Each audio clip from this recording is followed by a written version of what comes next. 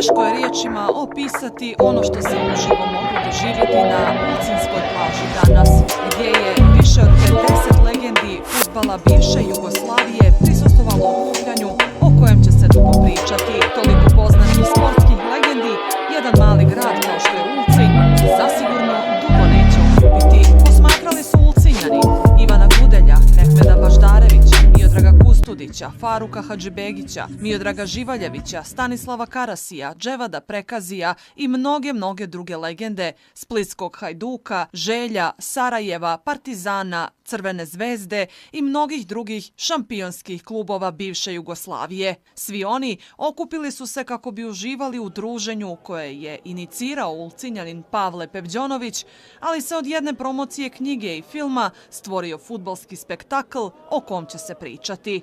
Junak događaja, Ivan Gudelj, nije krio emocije pred brojnim gostima i navijačima koji su ga dočekali gromoglasnim aplauzom.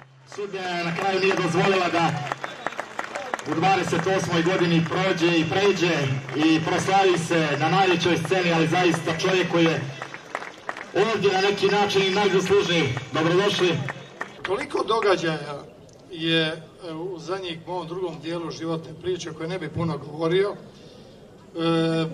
Jednostavno na ovako jednom mjestu, jednom, rekao bih, posebnom gradu, znači toliko emocije, ljubavi koji ste vi nas jučer dočekali, koji osjećamo na svakom koraku, to je nešto predivno i posebno.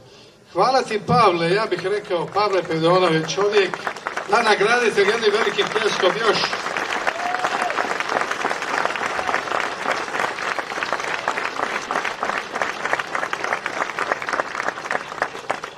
Kad smo razgovarali u Splitu, ovo ljeto, Hajduk Villarreal me je nazvao, u 2 minute smo dogovorili, krenuli smo u dogovoru u promociju knjige i dogodili se ovo što se dogodilo.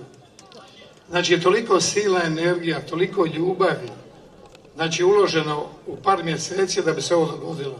Hvala ti, Pavle, još jedan put, u svoje osobno ime, isto tako hvala legendama posebno koji su obilježili 70 do 80 godine, što su uspjeli doći iz cijele Europe ovdje, okupiti se ovdje, još jedan put zahvaljujem. Još jedan put veliko hvala svima, predsjedniku, gradonačelniku, organizacijskom odboru koji sudjeluje ovdje, nije samo Pavle pokretač energija, ali mislim da uz njega treba isto tako pohvaliti, zahvaliti se ljudima koji su stvarno ovo izorganizirali, gradonačelniku i vama ovdje koji ste došli, bez vas ovdje ne bi bilo ovakve emocije i posebne strasti i ljubavi. Hvala lijepo.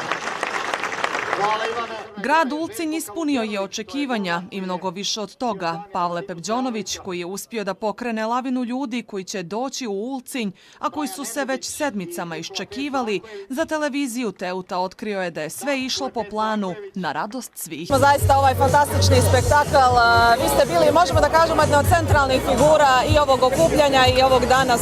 Kakvi su vaši prvi utisci? Ja ne bih rekao da sam centralna figura. Ja bih najprije ove pozdravio i zahvalio se ovim divnim ljudima u Ulcinju, ovom predivnom mjestu. Dolazak u ovaj grad, ja sam prvi put ovdje, ali doživjeti kod svakog pojedinca od dolaska jučer takve emocije, takvu ljubav prema svakome, to je nešto fantastično. Znači, toliko puno ljudi na jednom mjestu sa istim emocijama ljubavi, to je nešto to je nedoživljeno. Hvala Pavlu koji je zapravo 2 mjeseca uložio silnu energiju, silnu ljubav. Hvala gradonačelniku, ljudima koji su zapravo sudjelovali u ovakvom organizacijskom dijelu, to nije jednostavno ni lako. Hvala legendama koji su došli iz čitave Europe. Vjerujete li da bi se moglo nešto ovako ponoviti možda u nekom drugom formatu, u drugom mjestu? Mislim da je ovo teško ponoviti, ali onaj koji osoba ili ljudi žele, imaju volju i energiju, mislim da se uvijek može to ponoviti.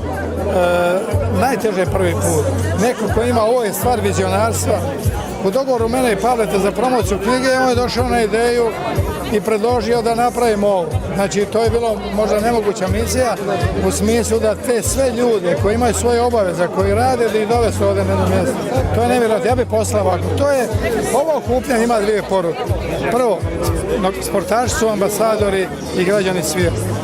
Oni stvaraju jedno zajedništvo, šalju poruku svima o nečemu što ne mora nijedan političar napraviti. Drugo, sam moj film i knjiga, ja bih rekao, napisana promocija moje životne priče o dugom dijelu života, uistinu je poruka i mladima, ljudima u depresiji, onima koji misle da su u bezizlaznoj situaciji, da iz ovakvih priča mogu pronaći put i mogu pobijediti sve teške situacije